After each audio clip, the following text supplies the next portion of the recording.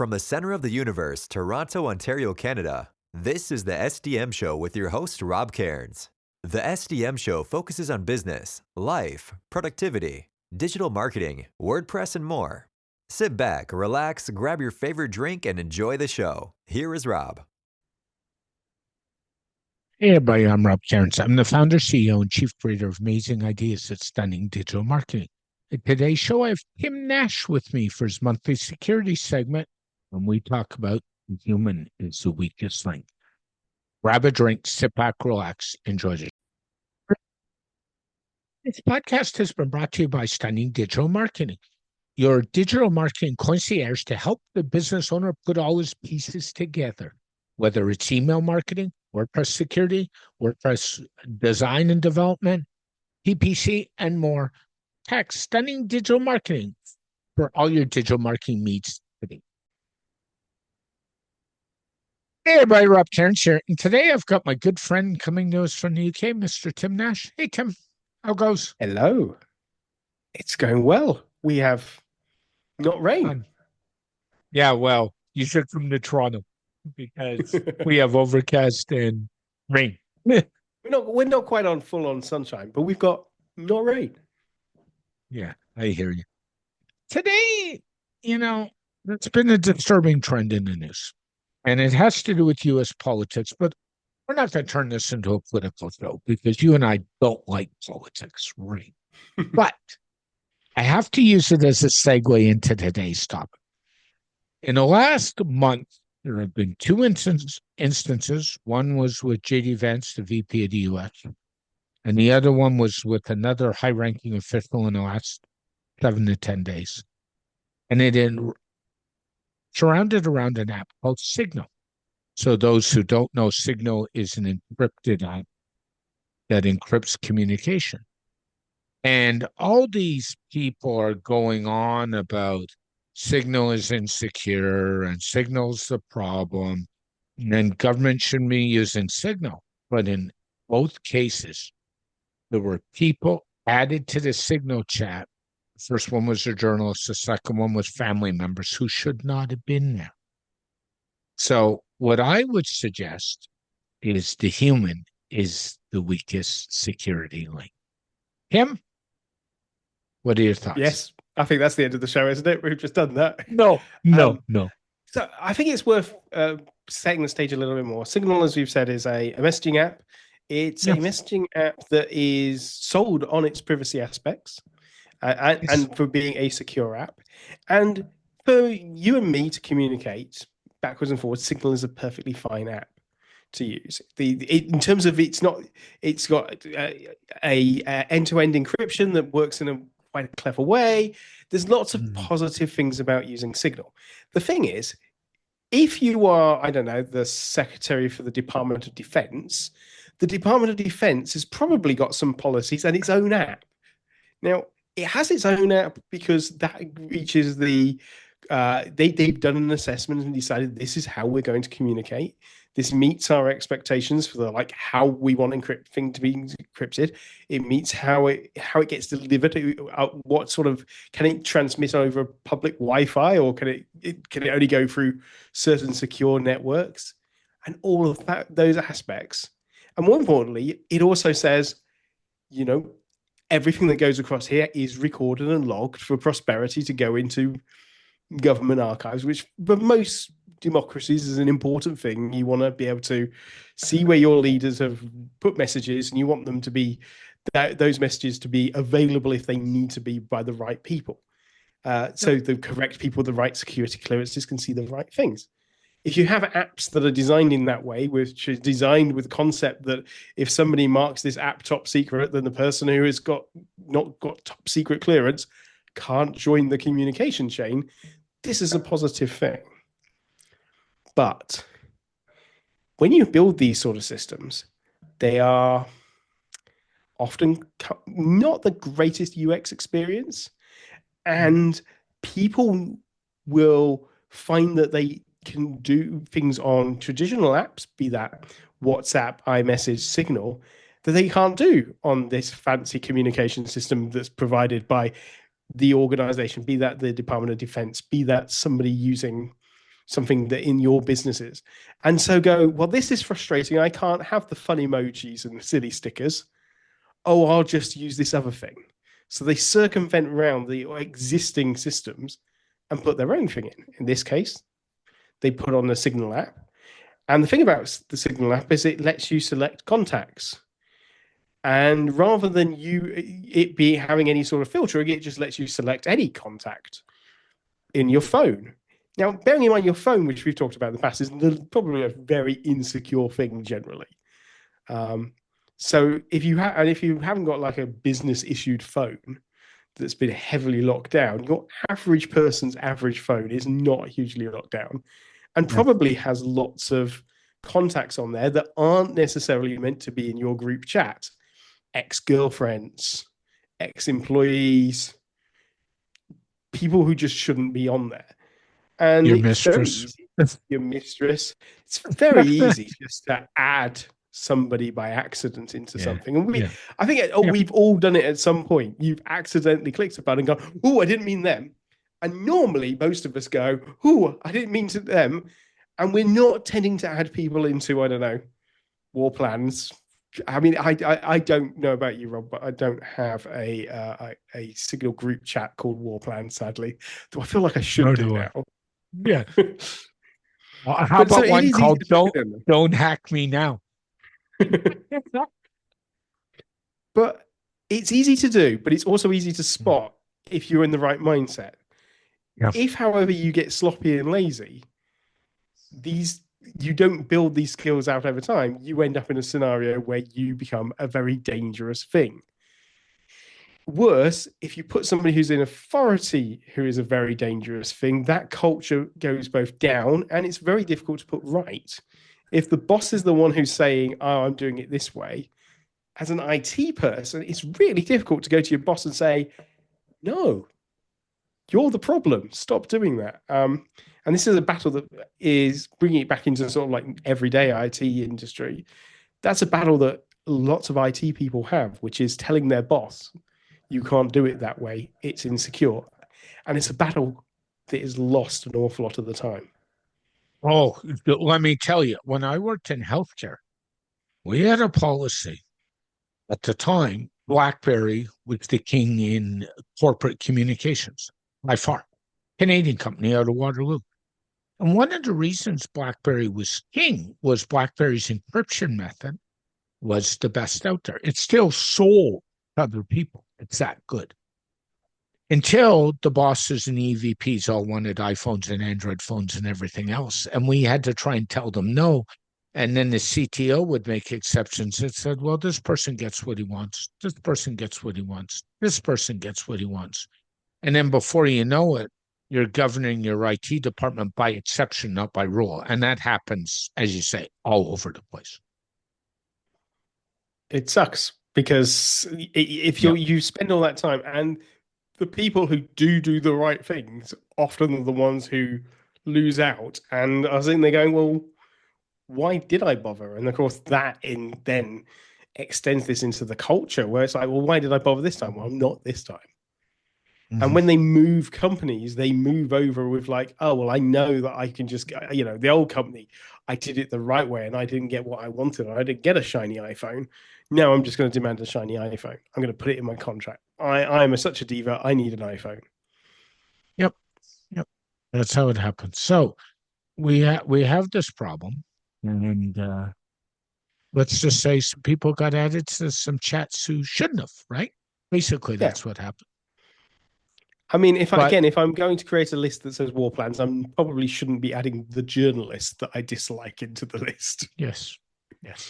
Unless, and again, I'm not going to get into the politics of that one, but I suggest that maybe somebody added that journalist on purpose to cause the leak, but that's a whole other conversation for another day. But it's not just, and it's interesting. It's worth mentioning. I read an article this morning that Signal's downloads have gone up again and not down. So they are not hurting at all from this little kerfuffle. Well, it wasn't, again, it's worth emphasizing they are not at fault. And when people talk about insecure communication, in this instance, it was perfectly secure in so much that no, like the actual encryption techniques were fine, but it was the end users that were at fault. Somebody added the Yeah. wrong user. There's nothing that you can really deal with that at a technological level. If someone is going to override all the control safeguards and controls to add somebody, then they're going to do that. Likewise, if you say you've got a person who is in a foreign country who you're about to share your secrets with, and they're in an adversarial country to you, and if they open those messages, there's not a lot you can do in terms of all the protections you put in place. If someone is in a different country that is adversarial to you, there's a reasonable chance someone is looking over their shoulder and reading those messages. Yep. Yep. I agree. And it's not just about communication, though, where the user's at fault. So let's go back to, I was listening to Tech News Daily, which is the Tom Merritt show. And last week, there was somebody that went and had a Google scam that was so bad that even Google sent you an authie saying, oh, this account was added. And it turned out this hacker managed to map out. But the crux of the problem was people are starting again to click on links, not do the right stuff. They're not thinking. And again, every day in this country, in Canada, there's some person yelling at a bank saying, I logged into the bank site.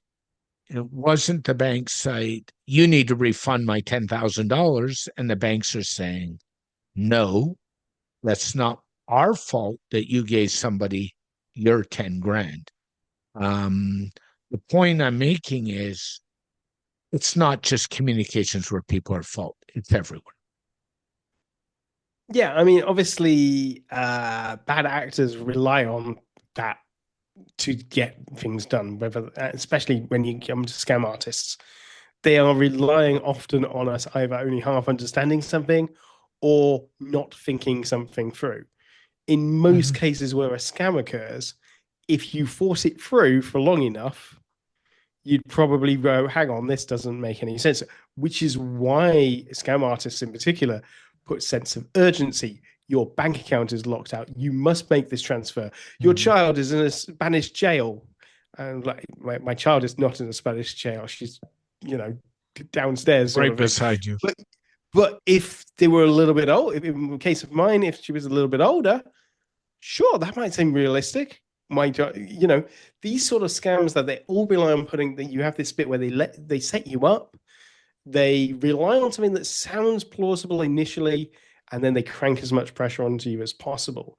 And so it's easy to see how people can fall for it.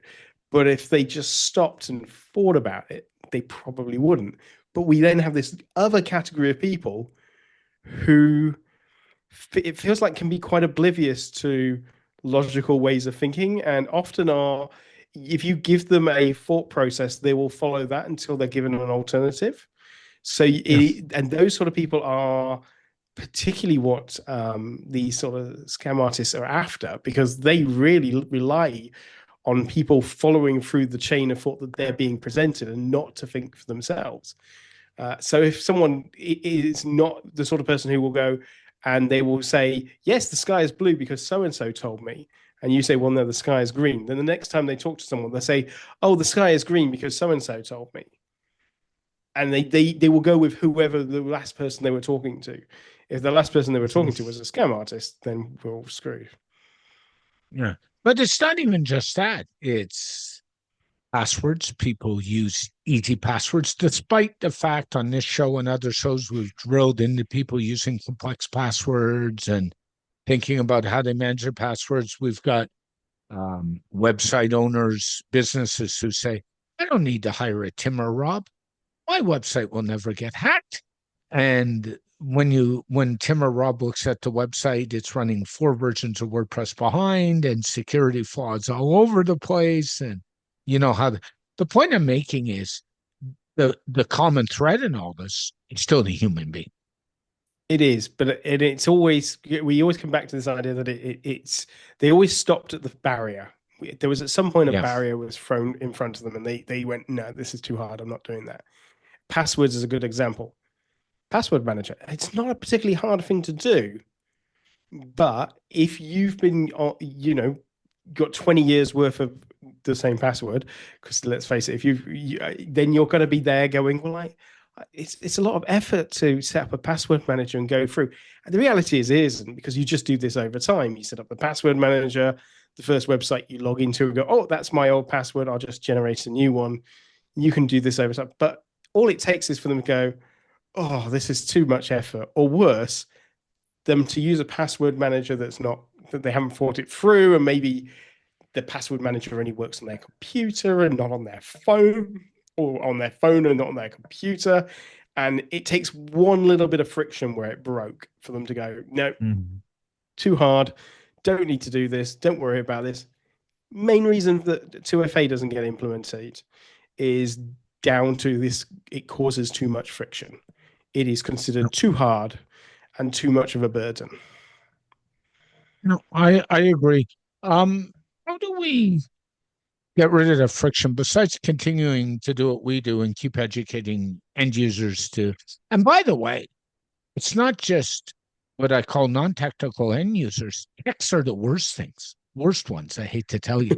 Have you ever seen the password on a corporate server and I just shake my head? Or have you ever seen, where a tech takes a corporate server and leaves the admin password in the tray underneath the keyboard in the computer room? I have been and worked in organizations where every server has the same root password. Yep. So it's just like, if you know, and that root password is known by every member of the team who needed to at any point talk to any of, get on any of the servers, and all the ex-employees, because obviously when an employee left, would they change the password? Of course they're not going to change the password. So it happens at all sizes and scales of organizations. I would not be shocked to discover somewhere in Google there is a bunch of servers that still have an original set of the same root passwords and are still being used to this day. It's probably their DNS setup as well. Yeah. So how do we get rid of the friction and continue to educate these people besides talking all the time? I mean, education is a massive thing. If we can convince people and show them that the problems, that makes a huge difference. Choosing the right technology and pairing the right technology with the right user is important. And being able to sort of just have those incremental changes, so not not like wholesale changes. If we can make things a little bit, add the friction, reduce the friction, make things. Ultimately, there are times where security can make things easier. A good example of this might be single sign-on, where you're like, okay, let's get rid of you need to use 10 services. Let's get rid of 10 sets of logins and give you a single sign-on implementation, and then secure that. That gives you a much easier flow, easier to manage and control.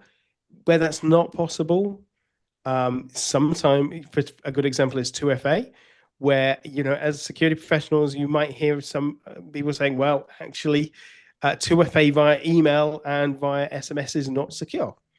Okay. Still better than no 2FA. Yeah, I'd love you all to have hardware tokens. I really would. I think that should be like the gold standard should be hardware tokens.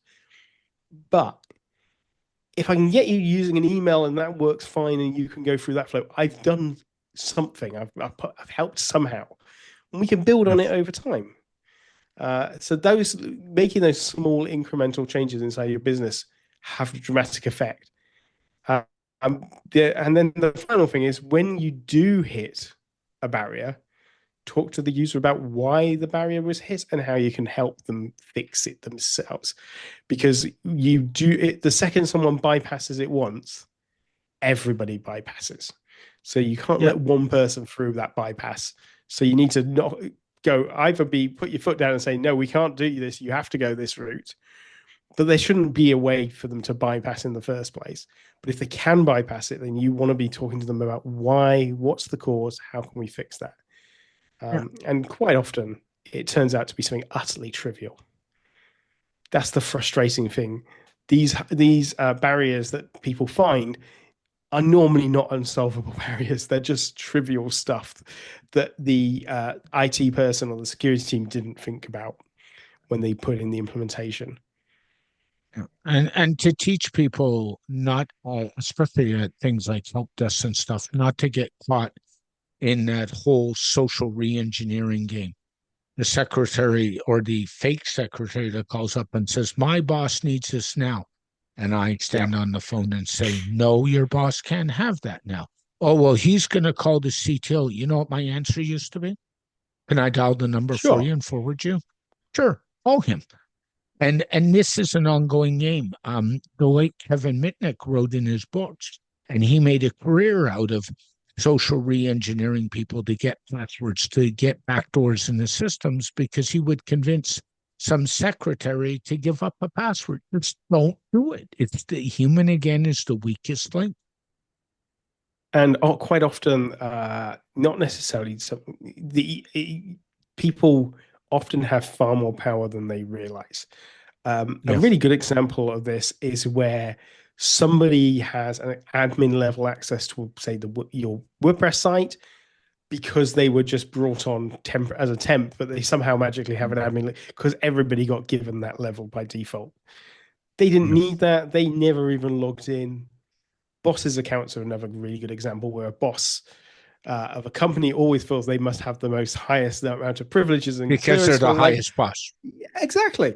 But it's like, and when from their point of view, you can sort of see why they think that. But obviously, they're not going to use any of this, so they don't need it. And this idea of why actually you only should have privileges for the things you actually need to do. If you don't need to do it, you don't need the privilege. And the good thing about being the boss, unless you're an incredibly hands-on technical boss, is you don't need any of them because that's not your job. If you're finding your job is doing all of this stuff, you're probably not doing the bossing thing that you're meant to be doing.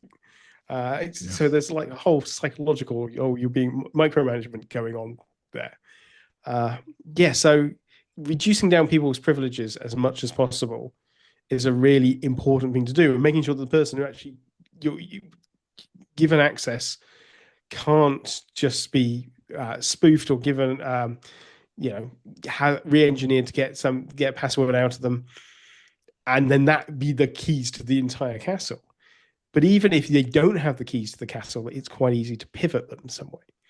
An example I like to use is a person who maybe built a brochure website, and they went along, they built a brochure website, and because it was a brochure website, it was outside of the remit of the IT team, so they didn't have much control. The person wanted to send emails backwards and forwards, so they put on a SMTP plugin, and then they'll go, okay, well, I don't know what SMTP is. Oh, I'll put in my Outlook Office 365 credentials in, because that's what when I Googled it. So they put in their username and password. Well, now that site gets compromised. Someone's looking and going, well, these look like an actual user's Office 365 credentials. Cool. I'll just go to Office 365 and put in that username. Oh, look, I now have the ability to log in. Now I'm that user. Well, what can I see? Oh, I can see some SharePoint stuff. Great. That's not interesting to me enough, though. I can start sending emails as this person. Yeah. Oh, now I can start talking to the IT team and taking it. And so all of a sudden, you can see how this person now has a completely valid way into the network from a compromised on a WordPress website because an IT person couldn't be bothered to get involved with a project. Yeah, so true. Yeah, so the bottom line is, as humans, we just got to be due diligent and very, very careful in today's day and age. And I think a lot of people are still, it won't happen to me. That's overkill. And then they get caught under pressure. And my response would be, if they're under pressure and under the gun, tell whoever's calling, you need a half hour, an hour to think about it, and you'll call them back. Get You yourself don't even out of say the the half pressure. an hour. Just I'll call you back. Yeah, I'll You can call you take, back. because if they panic when you say I'll call you back, that should send red flags across the board.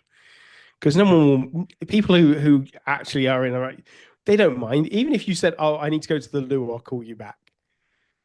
So it doesn't even have to be like a big confrontational style thing. So I need to go to the toilet. I'll call you back, because that you're giving yourself time, but it also gives you a lot of hints in how they respond to that. Because if they go, "Oh no, I need an answer now," then it's like, "Well, whoa, hold your horses. Why do you need this? What? Why are you pressuring me?"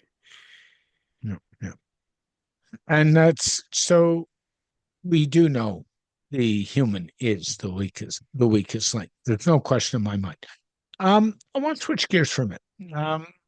You're doing something special starting today, and that is you are launching a course which you've been talking about for a while. Talk to us about it. Yeah, I've been umming and ahhing about launching this course for nearly a decade. So it's dpsecurity101.com, and it is my WordPress security fundamentals course. The idea is that this is a course aimed more towards someone who is either a WordPress system administrator, WordPress dev, but rather than an actual end user, someone who is configuring and developing and building sites. And it is what I consider the fundamentals that you need to know of basic WordPress and web security. The idea is it's meant as part of a CPD, so continual personal development process. So it is a course you can take to your boss and say, "I want to do this as part of my personal development training." And it will come with like an exam and certification in the form of a certificate at the end. So you get a shiny badge when you complete it to say, "I've done this course." It's going to be split over 9 modules, and it covers like everything from the introduction to WordPress security through to updates, management, browser security, hosting, monitoring, and then things like the various aspects of compliance in there, and putting it together about how you handle risk and risk management. It's going to be launched formally at the end of May, but you can register your interest today, which pops you on a mailing list. There'll be a first look access in a couple of weeks' time. So once you've signed up, you'll be the first people to have a look. You get the first couple of modules for free, and you can sign up for a pre-launch massive discount on it. But yeah, I'm really excited. As I say, it's 10 years ago I first came up with the idea, and I've been putting it off because I didn't want to do it unless I did it really well. And so I've taken a lot of time to decide what should be in it. 8.5 years worth of time. That's pretty much a lot of time to decide what's going in it. Yeah. And I feel that this will give you a really good base to go and help yourself and your clients. Yeah. And what's at full price? What's the course going to run for? Before So discount? at full price, it'll be 195. We haven't quite worked out, that's in pounds as well. So that'll be 195 in pounds. We haven't quite worked out what the discount's going to be on the launch, but we're thinking a relatively large amount off that number. Okay. I wish you well with that. And anybody who doesn't know Tim's knowledge or hasn't heard Tim here, I would encourage you to jump on and get that course if you want to learn. I think one of the biggest problems in the WordPress sector is most designers are good designers. They are not good the security side of the sites. And that is an ongoing issue. And Tim's knowledge would be invaluable for that. So thank you for doing that. Thank you.